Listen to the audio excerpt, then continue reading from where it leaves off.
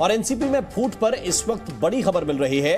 NCP में फूट पर शरद पवार कुछ देर के बाद प्रेस कॉन्फ्रेंस कर सकते हैं। शरद पवार अपनी बात रख सकते हैं। थोड़ी देर में शरद पवार की प्रेस कॉन्फ्रेंस होने जा रही है। ये इस वक्त की बड़ी खबर है, बड़ी जानकारी है, यानी कि शरद पवार क्या हुआ है पार्टी के अंदर, क्योंकि खुलकर ना तो एकनाथ शिंदे बताएंगे ना अजित पवार बताएंगे कि दरअसल हुआ क्या है। शरद पवार संभवतः बता सकते हैं क्योंकि चोट उनको लगी है और फूट उनकी पार्टी में हुई है।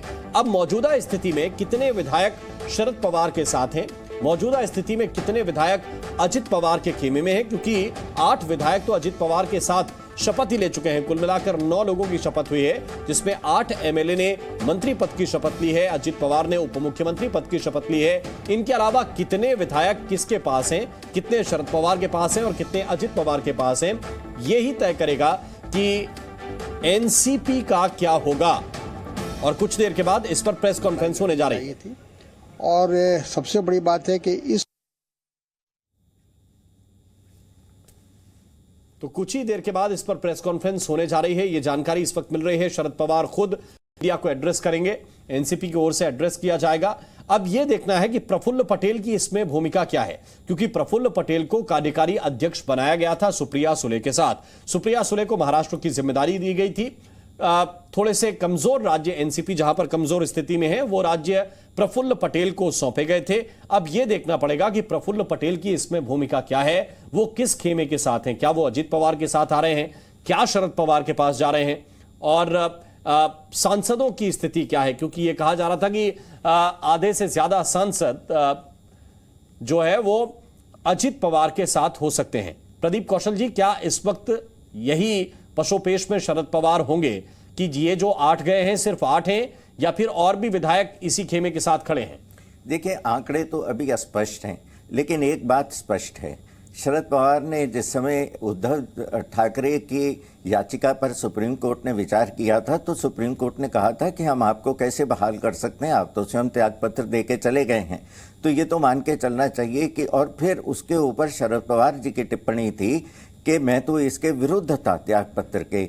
कम से कम उद्धव ठाकरे को संघर्ष करना चाहिए था, कम से कम संघर्ष करते, लड़ाई करते तो बेहतर होता। तो ये मान के चलना चाहिए कि शरद पवार इस तरीके से समर्पण नहीं करेंगे। एक संघर्ष चलेगा दोनों खेमों के बीच में, और दावे और बराबर के दावे दोनों चलेंगे, लेकिन अंततः ये तय होगा कि संख्या बल किसके पास है। अगर संख्या पर्याप्त है उसके विद्रोही गुट के पास, तो जाहिर है वो अयोग्य घोषित नहीं होंगे। नहीं तो शरद पवार जो है वो पहले तो निवेदन करेंगे कि इनको आप निरस्त कीजिए इनकी सदस्यता, और अगर वहां उनको लगा, उनको संतोष नहीं हुआ, तो न्यायालय का किवाड़ खटखटाएंगे। लेकिन आंकड़े अभी अस्पष्ट है। मुझे लगता है वो राउंड जो है, अगला राउंड आंकड़ों का होगा, जब स्पीकर के पास दोनों तरफ से दावे और शिकायतें जाएंगे। बिल्कुल, लेकिन इसमें यह भी महत्वपूर्ण है, क्या 2/3 कम से कम दिखाने पड़ेंगे विधायक, क्योंकि ये तो पहले से गणित लगा लिया गया होगा प्रदीप कौशल जी की क्या क्या हो सकता है, क्या क्या गुंजाइश संवैधानिक तौर पर बनेगी। तो अगर ये गणित अजित पवार के पास शायद नहीं होता तो फिर वो ये कदम नहीं उठाते।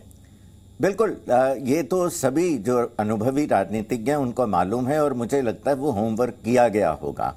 अगर नहीं भी किया गया तो मुझे लगता है कि कहीं ना कहीं से रास्ता खुला है और लोगों को लेके आने का ऐसा माना गया होगा। एक यूपी के अंदर पार्टी में विभाजन हुआ था, तो केसरीनाथ त्रिपाठी जो उस समय अध्यक्ष थे विधानसभा के, उन्होंने एक बड़ा दूरगामी परिणामों वाला निर्णय दिया था। उन्होंने कहा था कि विघटन जो है वो एक सतत प्रक्रिया है। तो कोई विधायक आज टूट रहा था, कोई कल टूट रहा था, कोई परसों टूट रहा था। उन्होंने कहा कि वो एक ही विभाजन है जो अलग अलग फेजेज में हो रहा है। तो वो निर्णय जो है वो ऊपर तक न्यायालय ने उसको बरकरार रखा। तो अब ये पता नहीं है कि क्या रास्ता सोचा गया है। ऐसा अगर होमवर्क नहीं हुआ होता तो मुझे नहीं लगता कि जो सरकारी पक्ष है उसने इतना बड़ा कदम उठाया होता।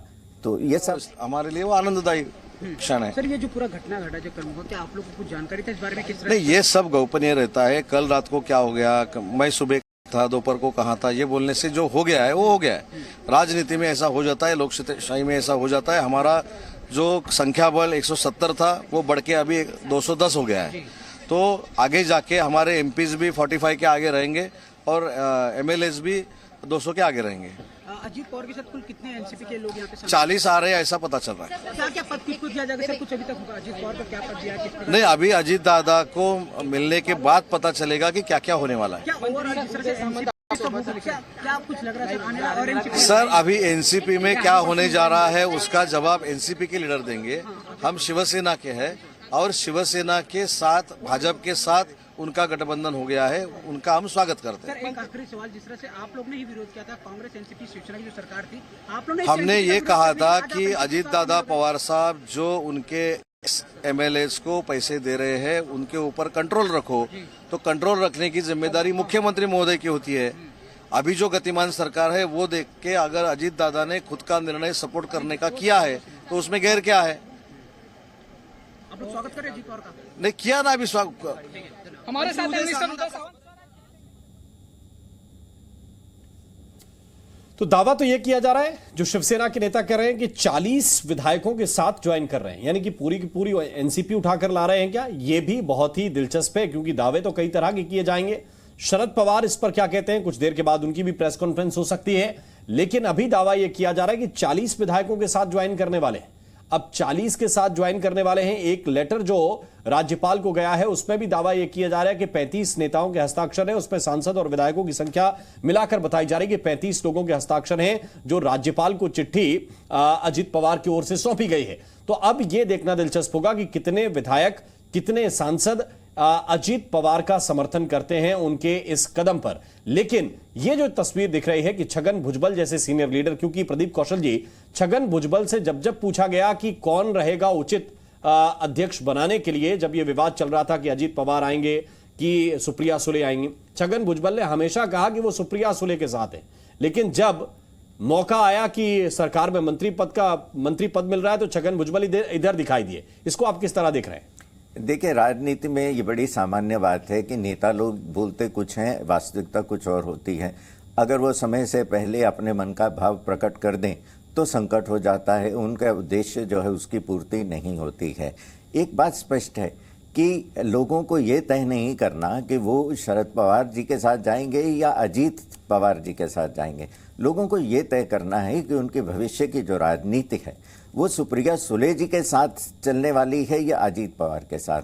लंबे समय तक ऐसी व्यवस्था एनसीपी में रही है कि सुप्रिया सुले जो हैं वो संसदीय राजनीति में सक्रिय रही हैं। महाराष्ट्र का कार्यभार जो है वो वहाँ की राजनीति अजीत पवार ने संभाली है। लेकिन अंततः जब निर्णय करने का क्षण आया तो शरद पवार जी ने अपना उत्तराधिकारी सुप्रिया सुले को मनोनीत कर दिया। अब पार्टी की जो रैंक एंड फाइल है, पार्टी के जो प्रमुख नेता हैं, अब उनके लिए ये स्थिति है, उनको चयन करना है सुप्रिया सुले और अजीत पवार के बीच में। जी न्यूज़।